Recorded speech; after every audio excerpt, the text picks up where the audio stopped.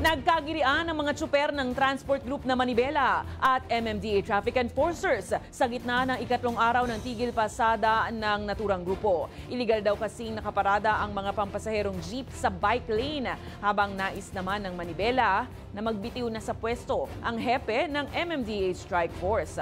Ang mga tensyonadong tagpo tunghayan sa balitang A to Z ni Ian Maghanoy. Walang sinabi ang init ng tanghaling tapat sa namuong tensyon sa pagitan ng mga nagpoprotestang mga tsuper ng Transport Group na Manibela at traffic enforcers ng MMDA. Kinuyog na mga naggagalaiting mga tsuper ang mga naninitang traffic enforcers dahil sa umano'y illegal na pagparada ng Manibela sa bike lane sa kahabaan ng Northeast Green Hills, Connecticut Street, San Juan City. Tinuktukan ng isa sa mga tsuper ang naninitang enforcer dahilan para matanggal at malaglag ang visor ng suot nitong helmet.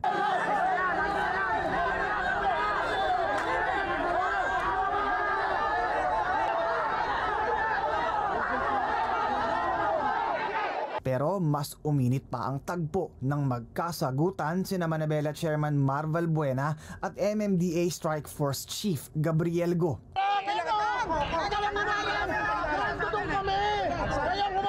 At nang hindi magkasundo ang dalawa,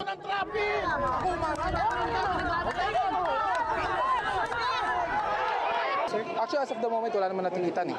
Pinapaalis lang namin sila. Wala po nag-issue ng ticket, pinapa-verify lang kung may lisensya. Dahil kasi kung walang lisensya, hindi naman po pwede magmaneho. Wala po tayong tinaw. Pero giit ng Manibela, aprobado ng Department of Transportation ang pananatili ng kanilang mga jeep sa naturang kalye habang nagsasagawa ng kilos protesta. Dapat makasuhan sa ombudsman ito, may mga video tayo kung anong asal nitong tarantado na to. Arrogante siya masyado. Apparently, hindi nagkakaintindihan. So sabi ko nga, teka lang, pinapaalis lang namin kayo para hindi kayo mag-cause ng traffic. Ang sinasabi kami daw nagko-cause ng traffic. Diba? So dumaan kami, sabi namin, alisin nyo, yung mga my driver, umalis na lang. Sa ngayon, inatasan na ng pamunuan ng Manibela ang kanilang mga kabarong tsuper na wag muna silang mag-upload ng videos online mula sa nangyaring kaguluhan dito sa San Juan City.